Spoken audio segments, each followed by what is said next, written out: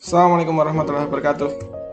Halo teman-teman semua, bagaimana kabarnya?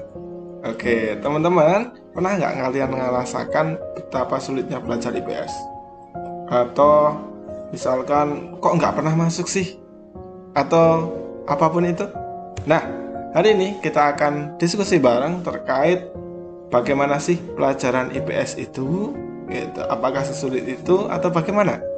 Nah, kalau yang rumor-rumor yang selama ini berkembang gitu ya, ada banyak sekali yang mulai dari bukunya tebal-tebal banget gitu ya, atau ini nggak keren nih, nggak kayak misalkan yang kimia yang pakai jas putih gitu ya, atau duh penuh banget nih hafalannya, sedikit-sedikit harus dihafalin, sedikit-sedikit harus dihafalin gitu ya, dan pada akhirnya adalah sangat membosankan. Toh seperti seolah-olah dengerin guru yang bercerita atau dengerin radio gitu ya, apalagi yang cerita nggak keren banget.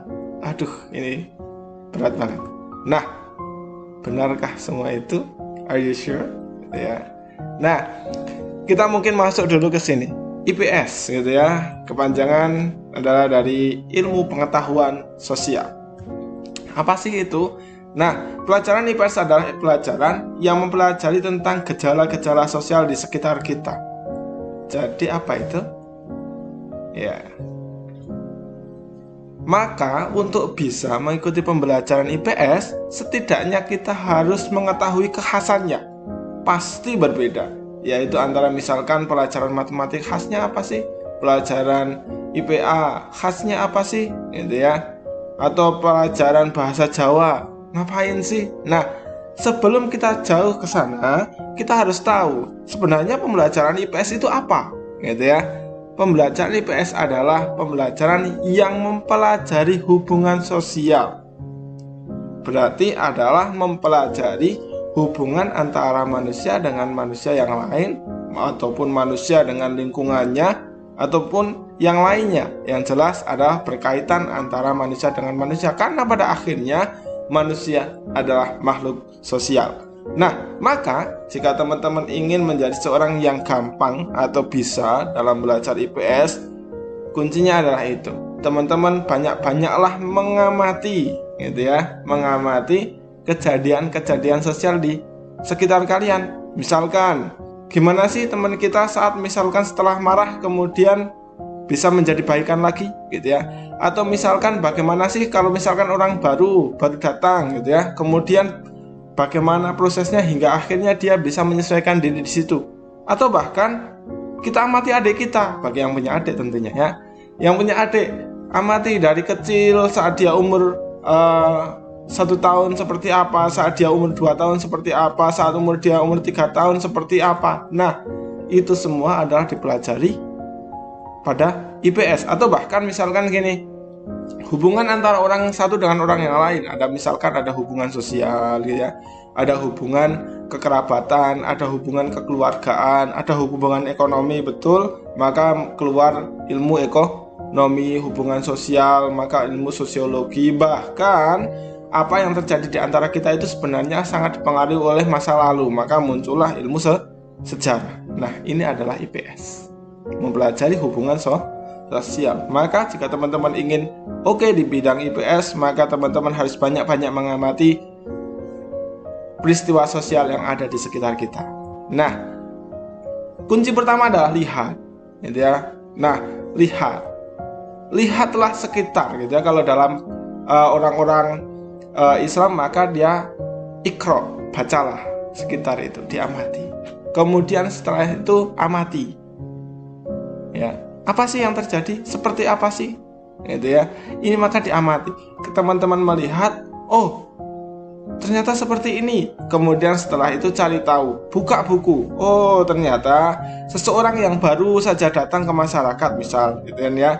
Oh, ternyata dia akan melakukan banyak sekali penyesuaian. Ada penyesuaian apa saja sih, gitu ya. Oh, dia mulai ikut dari kegiatan sosial dan yang lain. Nah, carilah tahu di buku-buku yang mungkin sudah dilakukan penelitian oleh para ahli sebelumnya, gitu ya. Sambil teman-teman mengamati prakteknya seperti apa. Coba-coba untuk dikomparasikan atau dipadakan gitu ya, apakah ada perbedaan atau tidak gitu ya, apakah sesuai atau tidak apa yang tertulis dalam buku itu dengan kenyataannya gitu.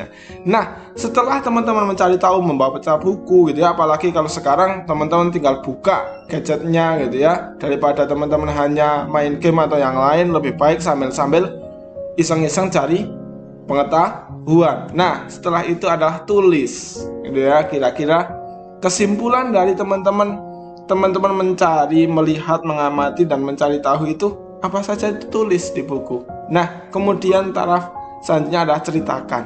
Kalau teman-teman sudah lancar, setidaknya pada 2 tahap ini gitu ya, pada 2 tahap yaitu tulis dan ceritakan, insya Allah teman-teman sudah bisa dikatakan oke terhadap ilmu yang sedang teman-teman pelajari. Misal kita sedang mempelajari tentang proses akulturasi budaya gitu ya, tentang bagaimana budaya itu saling bergabung dan saling mempengaruhi.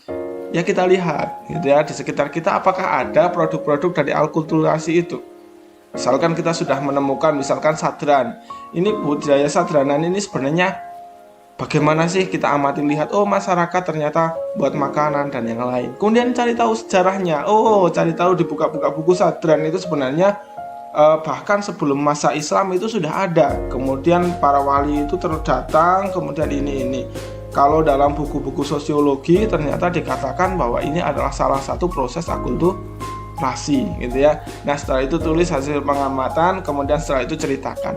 Nah, ceritakan ini ada banyak hal ya, ada mulai dari menceritakan secara biasa saja ke teman-teman gitu ya, atau misalkan bahkan mau diceritakan dalam bentuk presentasi atau yang lainnya. Kalau teman-teman sudah bisa itu semua, artinya teman-teman sudah oke gitu ya.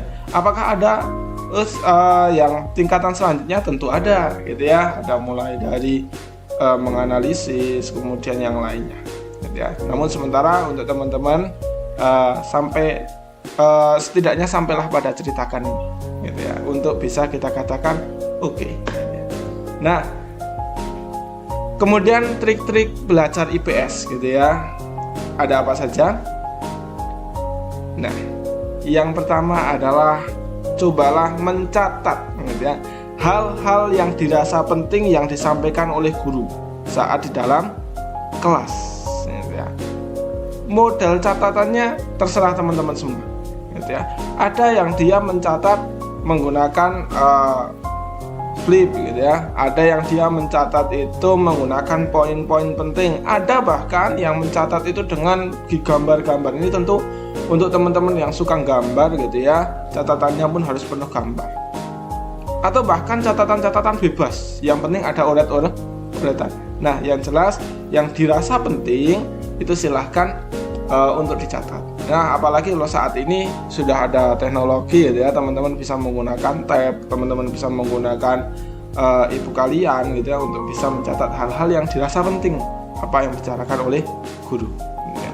Nah, kemudian selanjutnya adalah membuat peta konsep. Nah, ini saya rasa bagi teman-teman yang menyukai alur cerita gitu ya, konsep peta konsep ini sangatlah membantu gitu ya. Jadi ini adalah mencatat hal-hal penting dalam bentuk diagram ataupun dalam bentuk gambar-gambar, sehingga akan nampak indah gitu ya, nampak indah dan mudah dibaca.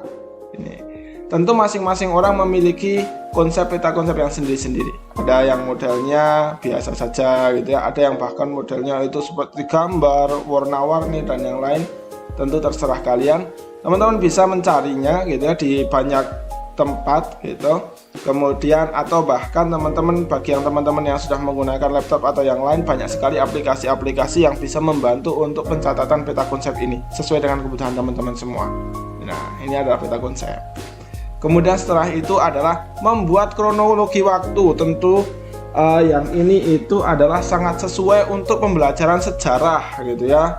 Nah, sejarahnya ini proklamasi kemerdekaan kapan gitu ya, kemudian Sumpah Pemuda kapan gitu, Kartini kapan gitu ya. Ini sangat pusing sekali bagi teman-teman yang mungkin secara style belajarnya kurang ke numerik gitu ya, ini akan sulit sekali. Nah, maka solusinya adalah bisa dibuat kronologi waktu.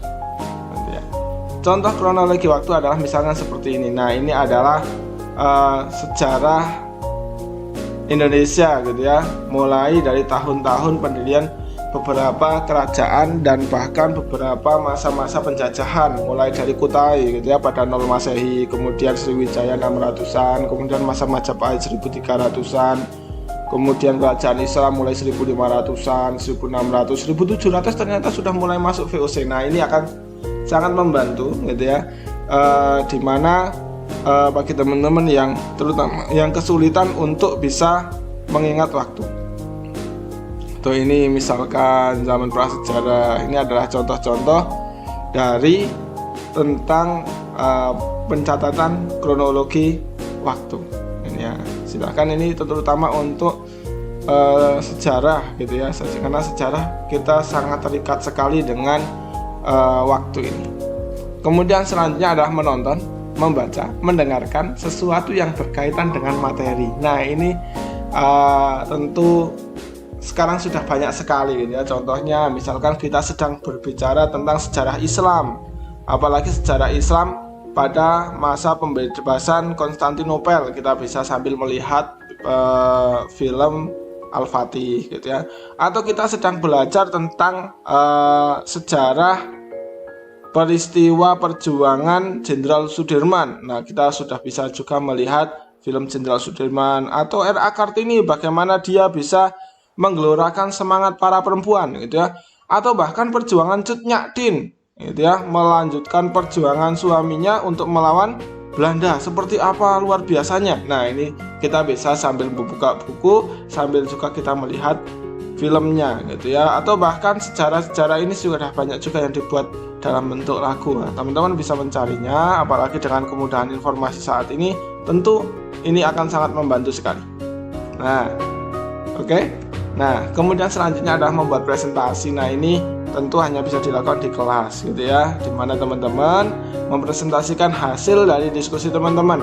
Nah, ini bagi yang teman-teman suka bicara, suka public speaking, suka nampak di depan teman-teman semuanya, ini akan sangat bagus sekali gitu ya. Karena salah satu tingkat tertinggi dari ilmu adalah tentang bagaimana kita mengkomunikasikannya.